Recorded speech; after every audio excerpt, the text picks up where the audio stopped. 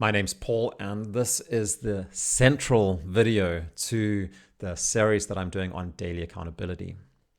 So in an accountability relationship, then there is one absolutely vital element that everything else depends on. And if it's not there, then nothing's going to work. And what I'm talking about is really that the core of what's happening in accountability is the relationship between two men who are making a commitment to truth and integrity. And so this relationship is different from normal relationships that you have in the rest of your life. In most of our relationships, then we can't actually be completely direct, honest and truthful about absolutely everything all the time. If we go around pointing out every single little inconsistency, for example, in your relationship with your wife, every time you doubt her, anytime you're unsure about something, she's probably going to get a little frustrated and irritated with you. So we can't do that in other settings or situations a lot of the time. But the very core of this relationship is aimed at that kind of uncompromising, direct honesty, aimed at building truth between two men, and able to address the things where you're not in integrity, where you're not keeping your word, where you're actually lying. That's the problem. Is we're actually, we live in a society today which is kind of enabled a lot of talk and no action. And in fact, I would say it rewards that kind of behavior all the time. So all of us, to some extent, are ensnared in this problem of lots of talk, and you can call it hypocrisy, you can call it lying, you can just call it talk no action. But we do need to break this pattern. We need to break the problem that we often overcommit and underdeliver. Most men try to do too much at one time. That's why we created our Genesis workshop, which introduces you to the 4 foundational roles of being a man and sets you up with one simple habit to set you on the right path. So check out the link below for our Genesis workshop, and hope to see you there. Thanks.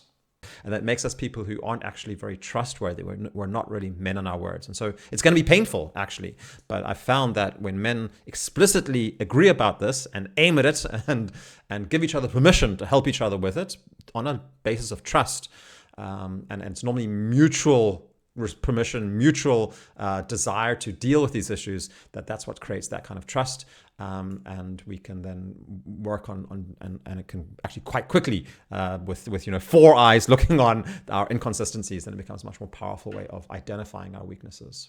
So we really need this strong mutual commitment. And given how abnormal it is, then even when you kind of say something to another guy, it's often something that we struggle to do, to be completely honest with each other.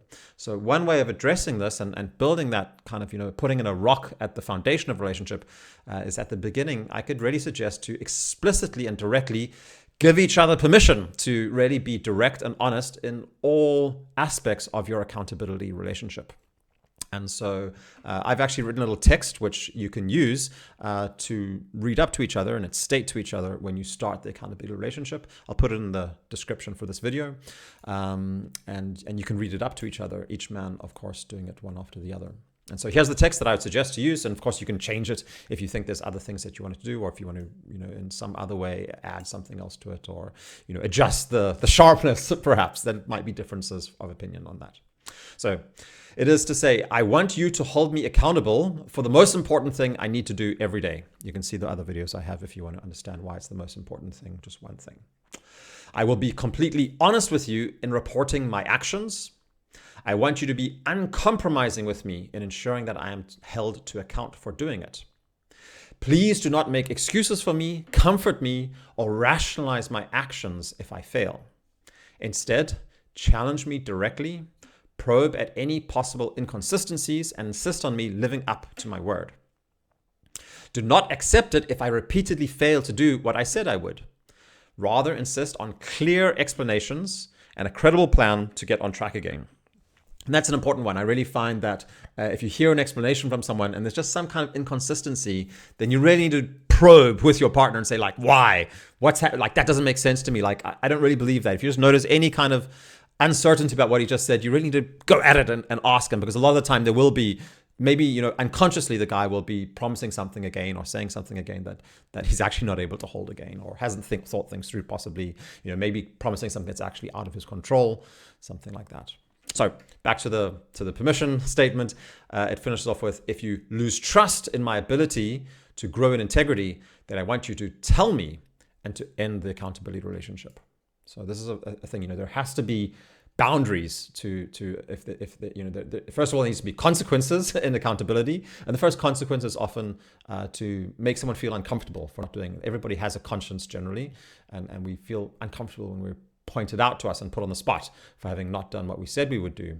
And there's also people who kind of like have agreements about doing push-ups, a certain number of push-ups for specific types of, not doing what they said they would. And there's also different kinds of accountability processes or integrity processes that you can ask questions. But a lot of the time, you just need that kind of one-on-one accountability to actually get things done, as long as you've made a realistic plan. A lot of the time, people do have very unrealistic expectations.